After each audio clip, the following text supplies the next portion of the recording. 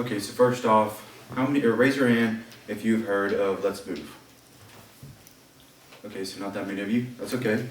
So tonight my goal is to give you a basic understanding of what the organization Let's Move is. First, I'm going to talk about their goals and their initiatives, and then the two main components of Let's Move, which are to eat healthy and to stay active. So first off, what is Let's Move? According to the Let's Move Learn the Facts webpage, accessed February 4th, Let's Move was launched February 9, 2010 by First Lady Michelle Obama. The goal of this plan was to decrease obesity rates and create healthy environments for children by using diet and exercise. Let's Move also emphasizes equipping parents and caregivers with the tools and knowledge necessary to teach children healthier habits. Along with that, Let's Move has created a number of different successful initiatives. On their website, Let's Move Initiatives, access February 4th. It lists a couple of them. For instance, the Cities, Towns, and Counties Initiative, which tasked elected officials to set and meet goals based off customized plans. The Child Care Initiative, which encourages child care and early education programs to teach children the values of a healthy life. And then Chefs Move to Schools. This incorporates chefs into school programs in order to teach students healthier recipes. Okay, so Let's Move is comprised of two main components or goals. The first is Eat Healthy.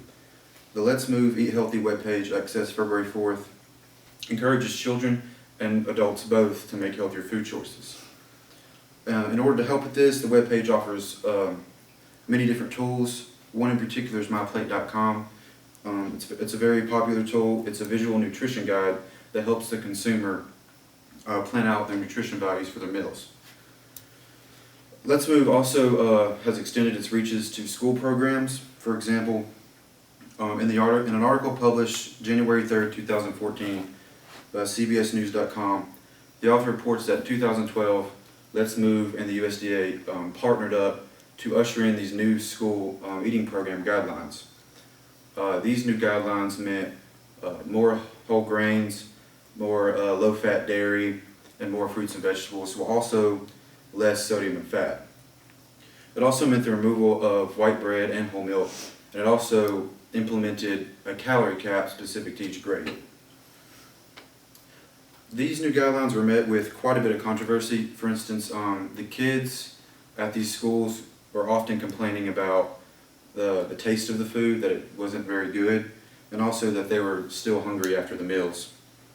As a result, in 2014, the USDA decided to permanently ease up on these guidelines.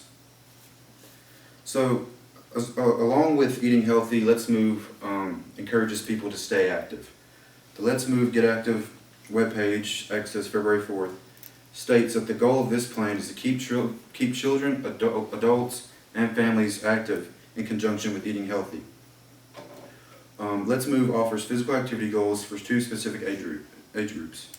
Ages 6 through 17, their physical activity goals are to get any type of exercise for 60 minutes a day, 5 days a week for 6 to 8 weeks. The second age group is 18 and over. The activity goals for this age group is 30 minutes a day, 5 days a week for 6 to 8 weeks.